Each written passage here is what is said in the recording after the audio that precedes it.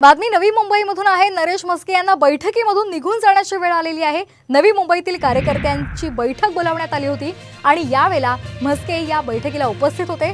मात्र कार्यकर्त्यांच्या रोषाला म्हस्केंना सामोरं जावं लागलं आणि या बैठकीतून नरेश म्हस्के निघून गेले। गणेश नाईक यांच्या कार्यालयामध्ये ही बैठक सुरू होती। मात्र कार्यकर्त्यांचा रोष पाहून नरेश म्हस्के या बैठकीतून निघून गेले।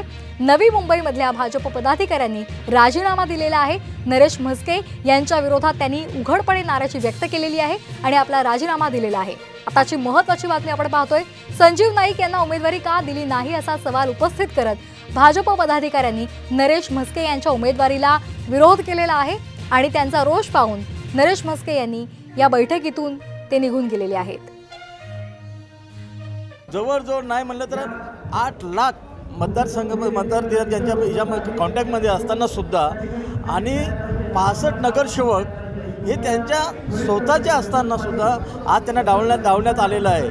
त्या संजू नाईकांना तिकीट देतो असं त्यांनी म्हणल्यानंतर संपूर्ण नवी मुंबई हा खुशीमध्ये होता। पण अचानक एक नवीनच चेहरा आमच्या नवी मुंबईमध्ये लादलेला आहे। त्याकरता आज आम्ही सर्व कार्यकर्त्यांनी नवी मुंबईचे जे सदस्य, जिल्हाध्यक्ष, अध्यक्ष या सर्वांनी राजीनामा दिलेला आहे।